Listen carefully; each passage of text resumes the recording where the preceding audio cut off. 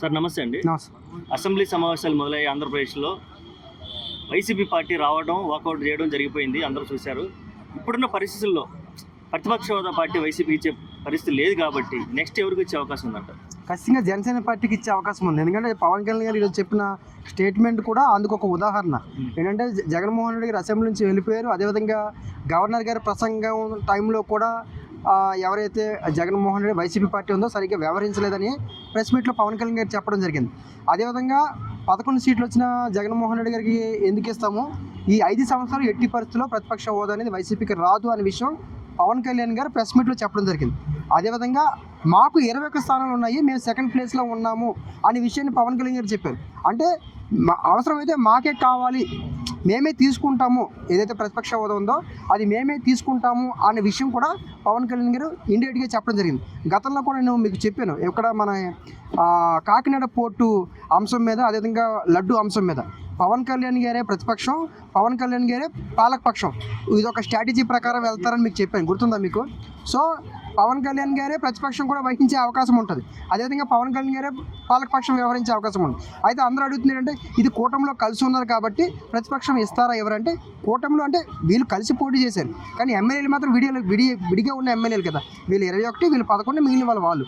So కాబట్టి ఎప్పుడైతే వీళ్ళు ఈ రకంగా ఉన్నారో 21 స్థానంలో ఉన్న పవన్ కళ్యాణ్ గారికి ఇచ్చే అవకాశాలు ఎక్కువ ఉన్నాయి. అది స్పీకర్ గారు డిసిషన్ తీసుకోవచ్చు.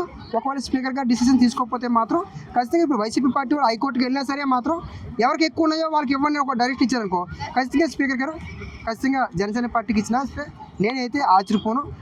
నాకున్న అవగాహన ప్రకారం ఈ సెక్షన్ కాకపోయినా నెక్స్ట్ సెక్షన్కి అయినా సరే జనసేన పార్టీకి ప్రతిపక్ష హోదా ఇచ్చే అవకాశాలు ఉన్నాయి. ప్రతిపక్ష హోదా వస్తే పవన్ కళ్యాణ్ మరి అంతర్గత కుంభలాటాలు జరుగుతున్నట్టేనా, అంటే అంతర్గత కుంభలాటాలు జరుగుతున్నట్టేనా? ఇప్పుడు ఒకవేళ ప్రతిపక్షం వచ్చిందనుకోండి, అంటే వాళ్ళతో విడిపోవాల్సిందే కదా మరి, అంటే పాలక పక్షం వాళ్ళే ఉండి ప్రతిపక్షం వీళ్ళు ఉంటే కుదరదు కదన్నా. అది మీరు చెప్తుంది కరెక్టే, ఆ స్ట్రాటజీ అది ఫాలో అవుతున్న కొద్దీ దాని గ్యాప్ అనేది కనబడుతుంది. ఇప్పుడు ఎంట్రన్స్ అవుతారు, ఎందుకంటే వైసీపీ పార్టీకి ఇవ్వకూడదనే ఉద్దేశంతో జనసేన పార్టీ ఎంటర్ అవుతుంది. తర్వాత మీరు చెప్పినట్టు కొంచెం విభేదాలు రావచ్చు. ఇప్పుడు ఆల్రెడీ మనకి మహారాష్ట్రలో మన షిండే గారు ఆల్రెడీ బీజేపీ నుంచి బయటకు వస్తున్నారు. అదేవిధంగా డీకే శివకుమార్ గారు మహారాష్ట్రలో, కర్ణాటకలో కూడా కొంచెం బయటకు వస్తున్నారు. సో పవన్ కళ్యాణ్ గారు రేపు అంటే కూటమి నుంచి బయటకు వస్తారని నేను చెప్పలేను, కానీ విభేదాలు మాత్రం ఖచ్చితంగా ఉన్నాయి. ఒకవేళ మీరు అన్నట్టు ఏదైతే అంశాలు ఏవైతే ఉన్నాయో ప్రతిపక్షం తీసుకుంటే మాత్రం ఖచ్చితంగా ప్రభుత్వానికి దీనికి ఆల్రెడీ యాంటీ వచ్చే అవకాశం ఉంది. అంటే ఇండైరెక్ట్ గా పవన్ కళ్యాణ్ గారు నాకే రావాలని వినిపిస్తున్నారు అనుకోవచ్చా మరి? డెఫినెట్లీగా అన్నారు, ఎందుకంటే నేను పొలిటికల్ అనలిస్ట్ కాబట్టి ఆయన చెప్పిన మాటలు ఏవైతే ఉన్నాయో సెకండ్ ప్లేస్లో మేము ఉన్నాము అనే విషయాన్ని పవన్ కళ్యాణ్ గారు చెప్పడం జరిగింది. రెండో విషయం అనేది మీకు 11 వచ్చాయి కాబట్టి మాకు 21 వచ్చాయని చెప్పారు. సో ఈ 2 అంశాలు ఏవైతే ఉన్నాయో ఖచ్చితంగా మాకు ఇవ్వాలి, మాకు ఇవ్వచ్చు అనే అంశాలను ఇందులో పొందుపరిచారన్నమాట. సో స్పీకర్ గారు కావచ్చు, లేకపోతే గవర్నర్ గారు కావచ్చు, ఇండియన్గా ఒక మాట చెప్పినట్టు నాకు అనిపించింది. అంటే అది అన్అఫీషియల్గా చెప్పుకోవచ్చు, కానీ అఫీషియల్గా మీడియాలో ఎప్పుడైతే చెప్పారో మేము ఉన్నాము ఆ రేసులో, మాకు ఇవ్వండి, మాకు ఇవ్వచ్చు, మాకు ఆ ఛాయిస్ ఉంది అని చెప్పారు.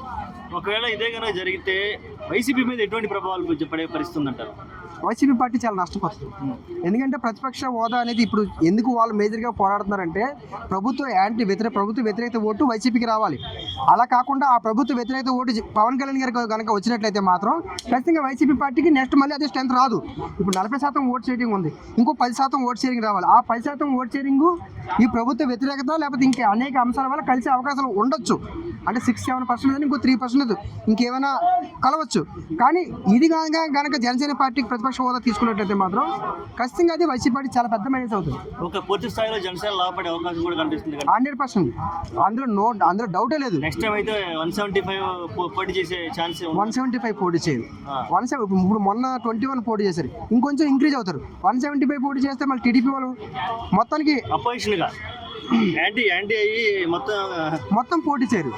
నాకున్న అవగాహన ప్రకారం మొత్తం పోటీ చేయరు. మొత్తం పోటీ చేస్తే ఎలాంటి పరిణామాలు చోటు చేసుకుంటారు? మొత్తం పోటీ చేస్తే అది చెప్పలేము, ఎందుకంటే మొత్తం పోటీ చేస్తే జనసేనకి ప్లస్ అవ్వచ్చు, మైనస్ అవ్వచ్చు.